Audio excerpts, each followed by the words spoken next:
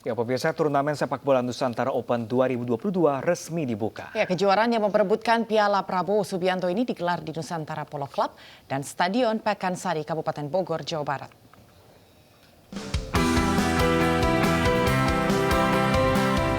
Parade tim sepak bola di Nusantara Polo Club, Kabupaten Bogor, Jawa Barat menandai dimulainya turnamen sepak bola remaja U16 Nusantara Open 2022. Kompetisi yang digagas oleh Menteri Pertahanan Prabowo Subianto ini bertujuan mencari bibit terbaik sepak bola dari akademi sepak bola dari berbagai daerah. Kita ingin cari bibit-bibit yang bagus untuk ke depan. Kita harus mulai dari usia dini, kita harapkan kita bisa punya tim yang tangguh untuk ke depan. Cita-cita kita harus masuk Piala Dunia. Turnamen sepak bola Nusantara Open 2022 diikuti 16 tim sepak bola U16 dari berbagai wilayah di Indonesia. Turnamen ini akan memperebutkan Piala Prabowo Subianto dan hadiah 1 miliar rupiah untuk juara pertama, 750 juta rupiah untuk juara kedua, dan 500 juta rupiah untuk juara ketiga. Tim Liputan iNews melaporkan. Pemirsa, pengunjung membanjiri kawasan Jexpo Kemayoran saat penutupan Jakarta Fair Kemayoran 2022 kemarin malam.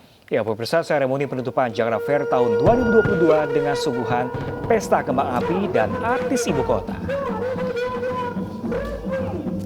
Pesta kembang api dan penampilan artis ibu kota mengakhiri event besar Jakarta Fair Kemayoran 2022 yang dimulai sejak 9 Juni lalu. Adapun acara penutupan Jakarta Fair Kemayoran dimulai pada pukul 8 malam. Pada acara ini dimeriahkan oleh mewahnya pesta kembang api dan dimeriahkan oleh penampilan solo Ardhito Pramono. PRJ telah berlangsung selama 39 hari, masyarakat dipuaskan dengan banyaknya diskon yang diberikan. Mulai dari diskon 30% hingga 80%, mulai dari produk elektronik hingga produk kecantikan.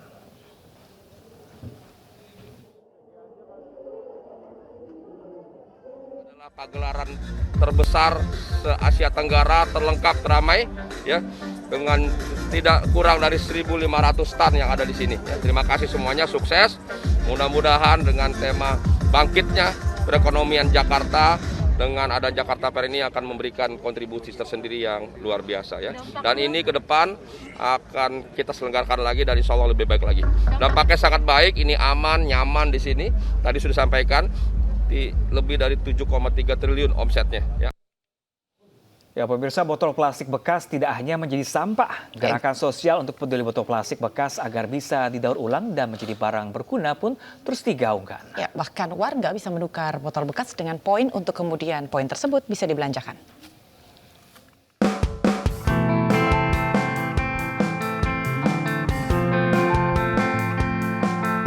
Botol dan galon plastik bekas pakai tak hanya menjadi sampah. Wadah air minum ini bisa didaur ulang menjadi sejumlah barang yang bermanfaat. Bekerja sama dengan Plastic Pay, sebuah gerakan sosial dengan platform digital, Le Minerale mengajak masyarakat untuk mengumpulkan botol plastik bekas di gerai minuman ini saat digelar Jakarta Fair di Kemayoran, Jakarta Pusat. Warga bisa menukar botol bekas dan mendapatkan poin otomatis. Setiap satu botol plastik bekas dihargai 56 poin. Jika mencapai 10.000 poin bisa dicairkan melalui sejumlah aplikasi uang digital. Gunanya gampang banget, jadi nanti untuk masyarakat yang ingin berpartisipasi dengan Plastic Pay, tinggal download aplikasi Plastic Pay, dan nanti di situ tinggal masukin botolnya aja, lalu ambil poin, habis itu bisa di-redeem poinnya ke GoPay, OVO, Dana, dan ShopeePay. Gerakan sosial ini dilakukan untuk mengajak masyarakat mengurangi sampah plastik yang berdampak pada kerusakan lingkungan. Setelah dikumpulkan bakal di-recycle jadi barang-barang yang lebih berguna. Nah, program kita di sini setiap 10 botolan ditanam akan menumbuhkan 1 bibit pohon. Nah, jadi nanti kita akan menanamkan pohon-pohon ini di pinggir aliran sungai. Selama 1 bulan event PRJ telah lebih dari 8.500 botol dikumpulkan dari para pengunjung. Artinya sekitar 850 bibit pohon siap ditanam. Selain di PRJ, program Plastic Pay ini juga digelar di mal-mal di Jakarta. Diharapkan program ini bisa membangkitkan kesadaran masyarakat untuk lebih peduli pada lingkungan dengan tidak membuang botol plastik sembarangan. Dari Jakarta, Vito Erlangga, Jimmy Yasin, Eko Miyadi, iNews melaporkan. Ya, pemirsa, Indonesia diwakili KRI Gusti Ngurah Rai ikuti Rim of the Pacific atau RIMPAC 2022. Latihan maritim terbesar di dunia di perairan Hawaii, Amerika Serikat. Ya, pemirsa, analis keamanan maritim menilai Indonesia punya peran penting dan utama dalam menjaga keamanan maritim kawasan Asia Tenggara. Dan berikut liputan selengkapnya untuk Anda, pemirsa. Dari pangkalan bersama Pearl Harbor Hickam, KRI Gusti Ngurah Rai berangkat menuju wilayah latihan perairan Pasifik sekitar Hawaii, setelah sebelumnya mengikuti Harbor Phase atau fase latihan di darat. Kapal-kapal ini akan diorganisasikan ke dalam kelompok-kelompok kapal yang memiliki tugas yang berbeda-beda, mendaratkan pasukan, melaksanakan berbagai aspek peperangan melawan simulasi ancaman udara, kapal permukaan maupun kapal selam, dan kita akan melaksanakan manuver, penembakan senjata, dan komunikasi untuk mencapai sasaran yang telah ditetapkan. Jadi secara ringkasnya kita melaksanakan simulasi atau latihan operasi militer sesungguhnya di laut dan di darat. Satu peleton marinir juga ikut serta dalam latihan maritim terbesar di dunia ini, yang keseluruhannya melibatkan 26 negara, termasuk Indonesia, dan sekitar 25.000 personel militer, 38 kapal perang, serta 4 kapal selam. Tak sekedar latihan perang, kerjasama patroli kawasan untuk menjaga wilayah maritim juga dikomunikasikan. And as far as enforcing the international rule-based order and then protecting their sovereignty and the natural resources that are currently residing in their exclusive economic zones as well, will be on the partner nation of waters that they are actually patrolling to enforce those laws and treaties as well. RIMPAC 2022 berlangsung dari 29 Juni hingga 4 Agustus. Rim of the Pacific Exercise atau latihan bersama lingkar Pasifik tahun ini kembali digelar dalam skala penuh setelah sebelumnya dibatasi karena pandemi COVID-19. Pada RIMPAC 2018, Tiongkok batal diundang Pentagon pasca militerisasi pulau di Laut Cina Selatan. Sebelumnya, Tiongkok sempat ikut latihan bersama pada tahun 2014 dan 2016. Menyusul ketegangan AS dan Tiongkok, AS menolak RIMPAC disebut ditujukan menghadapi Tiongkok. RIMPAC itself is not oriented against any particular nation-state actor in particular, but it does demonstrate the solidarity of all of its participants to the international rules-based order and the principles of sovereignty, of freedom of the seas, of the United Nations Convention on the Law of the Sea. Indonesia termasuk negara yang akhirnya tegang dengan Tiongkok karena tumpang tindih klaim antara 9 garis patah Tiongkok dan zona ekonomi eksklusif Indonesia di perairan Natuna. Analis keamanan maritim menilai Indonesia punya peran penting. Indonesia will be assuming the chairmanship of ASEAN again in 2023. And I think should it choose to prioritize it, it can really use that as a window for pushing forward ASEAN action on maritime security in a much more robust and kind of tangible way. Menurut Jay Benson, tantangan modern keamanan maritim di kawasan saat ini termasuk meningkatnya jumlah pengungsi yang masuk lewat laut, transaksi perdagangan ilegal, hingga pencurian dan penangkapan ikan secara ilegal. Demikian laporan Virginia Gunawan dan tim VOA. Ya, pemirsa, bagi Anda pecinta kuliner yang hobi makan enak dengan harga relatif terjangkau, mungkin bisa mencoba atau mampir ke salah satu warung seafood di kawasan hutan mangrove Desa Tuban, Kuta Badung, Bali yang berinovasi menyajikan menu spesial yaitu kerang sambal cobek odor. Ya, protein dari kerang ini, pemirsa, dan juga Pram, ini dipadukan dengan pedasnya sambal yang dipastikan dapat menggugah selera makan Anda.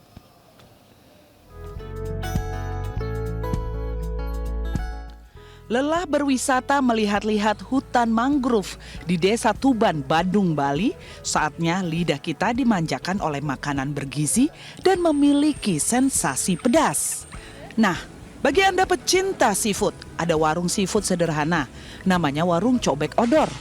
Warung seafood dengan harga terjangkau dan penyajiannya dijamin selalu hangat karena diolah menggunakan cobek yang dimasak langsung di atas api, sekaligus cobek sebagai wadah dalam penyajian.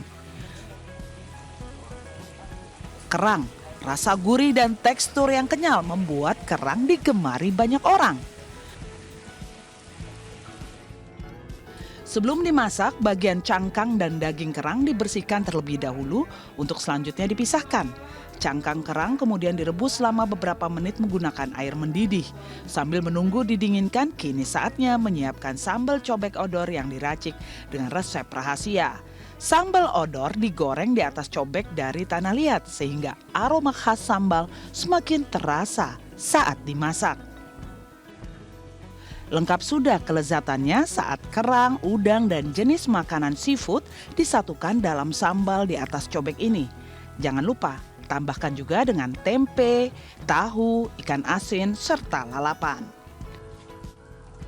Rempah-rempahnya kerasa dan pedesnya juga top dan bikin bener-bener lidah itu kayak kebakar tapi tetap enak gitu buat dimakan dan dinikmati baik sendiri maupun sama teman-teman yang saya ajak ke sini sendiri. Ya. Kalau untuk kerang sambal merah cobek odor biasanya paling enak disajikan saat panas-panas atau habis dimasak, sehingga sensasi pedas dapat dirasakan maksimal. Mau mencoba inovasi baru buat menjual yang seafood seperti udang, kerang, dan juga lainnya. Soalnya juga belum di beberapa tempat masih belum ada yang menjual cobek itu dengan seafood. Apa karena harga satu porsi paket kerang sambal merah cobek odor dibanderol dengan harga yang cukup terjangkau, yakni Rp25.000 lengkap dengan nasi dan es teh. Untuk harga olahan seafood lainnya mulai dari udang, cumi hingga berbagai macam ikan laut yang dicampur dengan sambal cobek odor dibanderol hingga Rp40.000. Bagi Anda yang kurang menyukai makanan pedas juga ditawarkan alternatif sambal lainnya yaitu sambal gami dan sambal hijau yang level pedasnya di bawah sambal cobek odor. Dari Badung, Bali, Bagus Alit, iNews melaporkan.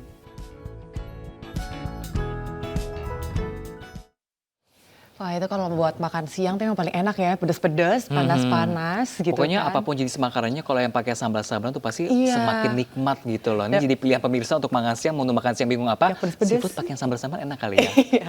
Dan ini juga bisa masukan buat misalnya ibu-ibu atau misalnya yang bingung nih. Yang bingung. Anak-anak baru pulang sekolah di hari pertama ini, wah mau masak apa nih siang ini? Langsung aja bikin seafood pakai sambal. Nikmat sekali pemirsa.